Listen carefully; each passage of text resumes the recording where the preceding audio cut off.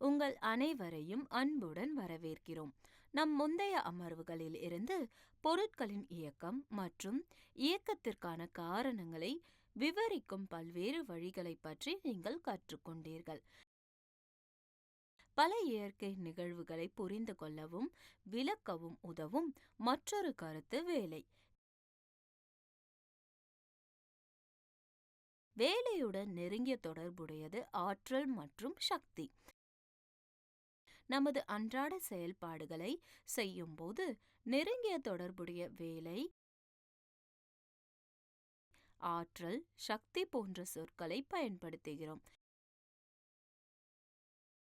சில சமயங்களில் இந்த வார்த்தைகளில் அதிக கவனம் செலுத்தாமல் பயன்படுத்துகிறோம். அன்றாட வாழ்வில் மக்கள் எடை சுமப்பது, சுத்தம் செய்தல், சமைப்பது, தோட்டத்தில் உள்ள செடிகளுக்கு தண்ணீர் பாய்ச்சுவது போன்ற பல்வேறு பணிகளை மேற்கொள்கின்றனர். இதேபோல் வெவ்வேறு பணிகளை செய்ய உங்கள் வீடுகளில் இயந்திரங்களை பயன்படுத்துகிறீர்கள். இந்த பணிகள் எப்படி செய்யப்படுகின்றன? இந்த வேலைகளை செய்ய நீங்கள் என்ன செய்ய வேண்டும்?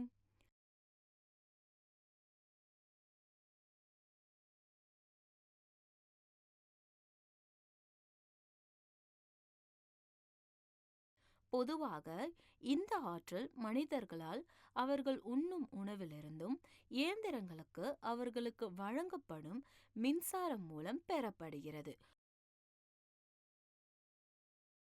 ஒரு நபர் அல்லது இயந்திரம் எந்த ஒரு வேலையை செய்தாலும் அந்த வேலையை செய்வதற்கு சிறிது ஆற்றலை செலவிடுவதை நாம் கவனிக்கிறோம். இந்த செலவழிக்கப்பட்ட ஆற்றல் இறுதியில் எங்கு செல்கிறது? ஒரு வேலை செய்யும் போது ஆற்றல் பரிமாற்றம் ஏதேனும் உள்ளதா? ஆற்றல் பரிமாற்றம் இல்லாமல் எந்த வேலையும் செய்ய முடியுமா? இந்த அத்தியாயத்தில் நீங்கள் இந்த கருத்துக்களை மிகவும் கவனமாக ஆராய்வீர்கள். நான் காவியா.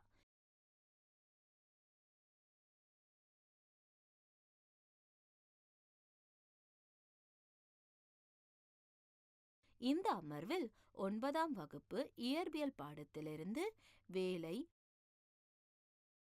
ஆற்றல் மற்றும் ஆற்றல் என்ற பாடப்பகுதியில் வேலை செய்ததை பற்றி உங்களுக்கு விளக்குவதற்காக இங்கு வந்துள்ளேன். கற்றுக்கொள்வீர்கள். இந்த அமர்வின் முடிவில் நீங்கள் இதை பற்றி புரிந்து கொள்ள முடியும். வேலை, வேலையின் அறிவியல் பொருள், அறிவியலில் வேலையின் வரையறை. முக்கிய வார்த்தைகள்: வேலை, வேலை முடிந்தது. விசை, இடப்பெயர்ச்சி, அதாவது ஒரு பொருளின் நிலையில் மாற்றம். அமர்வை தொடங்குவதற்கு முன் இந்த அமர்வின் கருத்து வரைபடத்தை பார்ப்போம். நமது அன்றாட வாழ்வில் பல்வேறு சூழ்நிலையில் வேலை என்ற சொல்லை பயன்படுத்துகிறோம். வேலை என்ற சொல் சூழ்நிலையை பொறுத்து வெவ்வேறு அர்த்தங்களை பெறுகிறது.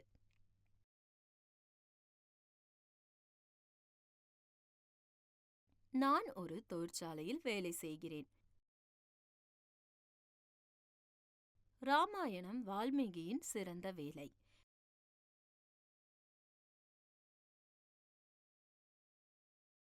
இயந்திரம் வேலை செய்யும் நிலையில் உள்ளது. இந்த புத்தகத்தில் பல சிக்கல்கள் உள்ளன. அடுத்த ஆண்டுக்கான திட்டத்தை உருவாக்குவோம் போன்ற அறிக்கைகள். நமது அன்றாட வாழ்வில் வேலை என்ற சொல்லை பயன்படுத்துவதற்கும் அறிவியலில் அதை பயன்படுத்துவதற்கும் வித்தியாசம் உள்ளது. ஒரு நபர் தேர்வுக்கு தயாராகும் சூழ்நிலையை நாம் கருத்தில் கொள்ளலாம். படிப்பில் அதிக நேரம் செலவிடுகிறாள். அவள் புத்தகங்களை படிக்கிறாள், வரைபடங்கள் வரைகிறாள், அவளுடைய எண்ணங்களை ஒழுங்கமைக்கிறாள், வினாத்தாள்களை சேகரிக்கிறாள், சிறப்பு வகுப்புகளில் கலந்து கொள்கிறாள், அவளுடைய நண்பர்களுடன் பிரச்சனைகளை பற்றி விவாதிக்கிறாள்,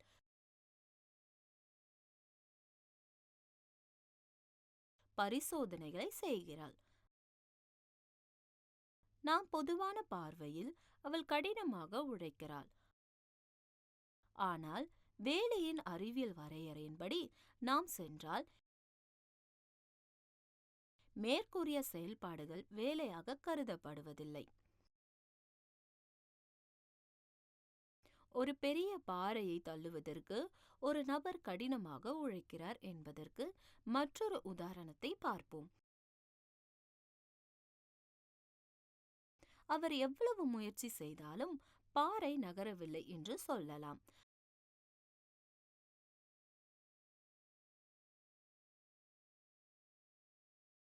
அவர் முற்றிலும் சோர்வடைகிறார். நாம் பொதுவான பார்வையின்படி அவர் கடினமாக உழைத்தார், ஆனால் அறிவியலின்படி அவர் பாறையில் எந்த வேலையும் செய்யவில்லை.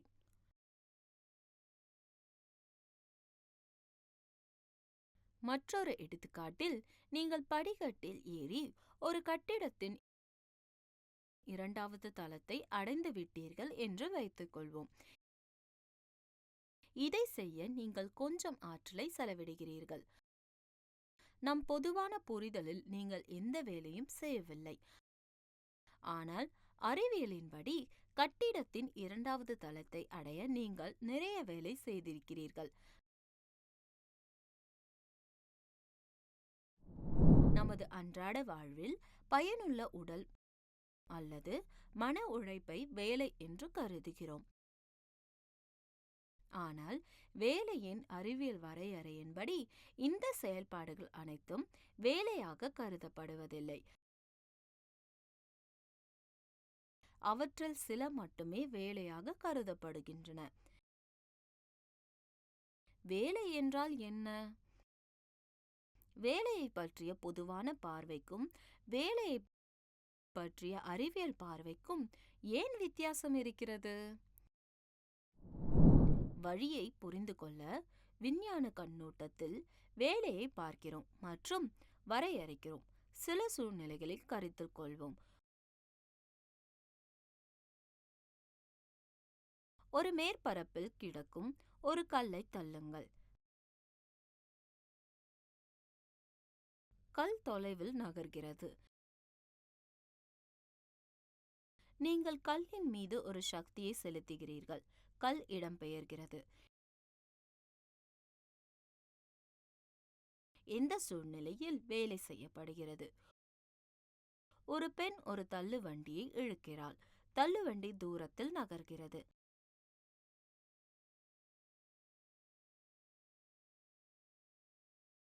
அந்த பெண் தள்ளுவண்டியில் ஒரு சக்தியை செலுத்தியுள்ளார். அது இடம்பெயர்ந்துள்ளது.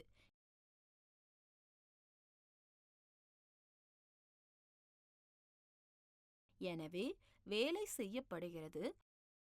ஒரு புத்தகத்தை உயரத்தின் வழியாக உயர்த்தவும்.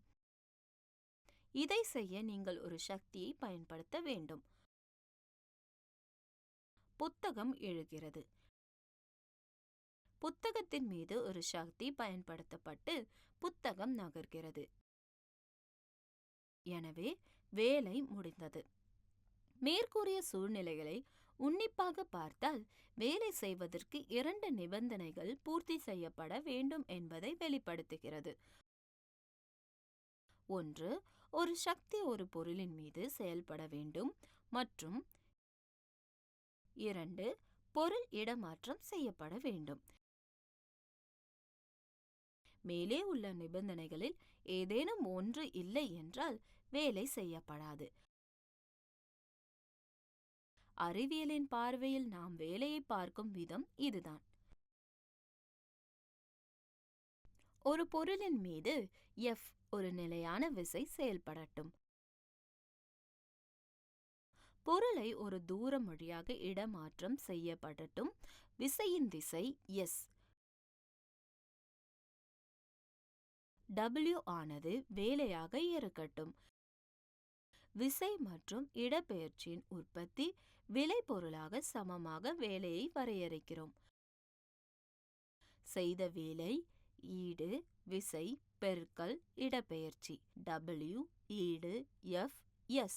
இவ்வாறு ஒரு பொருளின் மீது செயல்படும் விசையால் செய்யப்படும் வேலை விசையின் திசையில் நகர்த்தப்படும் தூரத்தால் பெருக்கப்படும் விசையின் அளவிற்கு சமமாக இருக்கும். வேலை அளவு மட்டுமே உள்ளது மற்றும் திசை இல்லை. எனவே வேலை என்பது ஒரு அளவுகோல் அளவு.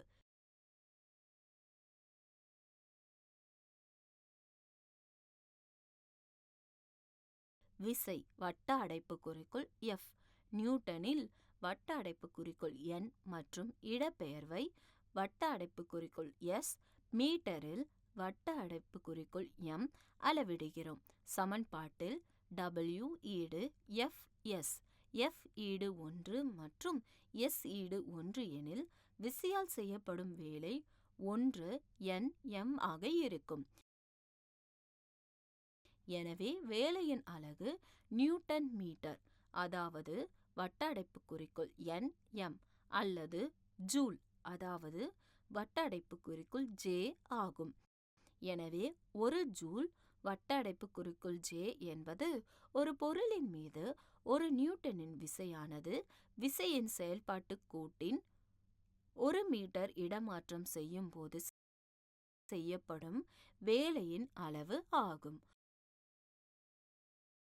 பொருளின் மீது விசை 0 இருக்கும்போது செய்யப்படும் வேலை என்னவாக இருக்கும்? பொருளின் இடப்பெயர்ச்சி 0 இருக்கும்போது செய்யப்படும் வேலை என்னவாக இருக்கும்?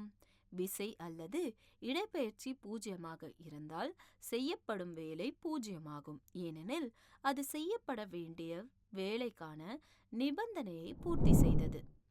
சக்தியும் இடப்பெயர்ச்சியும் ஒரே திசையில் இருக்கும் சூழ்நிலையை கவனியுங்கள். ஒரு குழந்தை பொம்மை மகிழுந்தை தரையில் இணையாக இழுக்கிறது.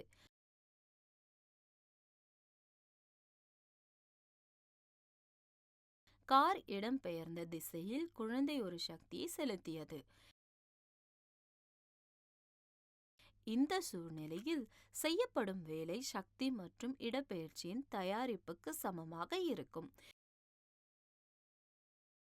இது போன்ற சந்தர்ப்பங்களில் சக்தியால் செய்யப்படும் வேலை நேர்மறையாக எடுத்துக்கொள்ளப்படுகிறது. பொருளின் இடப்பெயர்ச்சி அதன் மீது செயல்படும் விசைக்கு எதிர் திசையில் இருக்கும் சில சந்தர்ப்பங்கள் உள்ளன. ஒரு பொருள் ஒரு குறிப்பிட்ட திசையில் சீரான வேகத்துடன் நகரும் சூழ்நிலையை கவனியுங்கள். இப்போது எதிர் திசையில் ஒரு பின்னடைவு விசை F பயன்படுத்தப்படுகிறது. S ஒரு இடப்பெயர்ச்சிக்கு பிறகு பொருள் நிற்கிறது. அத்தகைய சூழ்நிலையில் சக்தியால் செய்யப்படும் வேலை F எதிர்மறையாக எடுத்துக்கொள்ளப்பட்டு கழித்தல் குறியால் குறிக்கப்படுகிறது. விசை செய்த வேலை F பெருக்கல் வட்ட அடைப்புக்குறிக்குள் கழித்தல் S அல்லது வட்ட அடைப்புக்குறிக்குள் கழித்தல் F பெருக்கல் S. இடப்பெயர்ச்சியின் திசைக்கு எதிராக விசை செயல்பட்டு போது செய்யப்படும் வேலை எதிர்மறையானது மற்றும் வேலை செய்யப்பட்ட உடல் ஆற்றலை இழக்கிறது. விசையானது இடப்பெயர்ச்சியின் திசையில் இருக்கும்போது செய்யப்படும் வேலை நேர்மறையாக இருக்கும் மற்றும் வேலை செய்யப்பட்ட உடல் ஆற்றலை பெறும். நினைவில் வைத்துக் கொள்ளுங்கள், ஒரு பொருளின் மீது செயல்படும் விசையால் செய்யப்படும் வேலை நகர்த்தப்பட்ட தூரத்தால் பெருக்கப்படும் விசையின் வட்ட அடைப்புக்குறிக்குள் F அளவிற்கு சமம். வேலையின் அலகு ஜூல் ஆகும். பொருளின் இடப்பெயர்ச்சி 0 இருந்தால் ஒரு பொருளின் மீது விசையால் செய்யப்படும் வேலை 0 இருக்கும். வேலை அளவு மட்டுமே உள்ளது மற்றும் திசை இல்லை. எனவே வேலை என்பது ஒரு அளவுகோல் அளவு. ஒரு பொருளின் மீது செயல்படும் விசை இடப்பெயர்ச்சியும் எதிர் திசையில் இருந்தால் அந்த விசையால் செய்யப்படும் வேலை எதிர்மறையாக எடுத்துக்கொள்ளப்படும். வேலை நேர்மறை மதிப்பை கொண்டிருந்தால் வேலை செய்த உடல் ஆற்றலை பெறும். வேலை எதிர்மறை மதிப்பை கொண்டிருந்தால் வேலை செய்யப்பட்ட உடல் ஆற்றலை இழக்கிறது.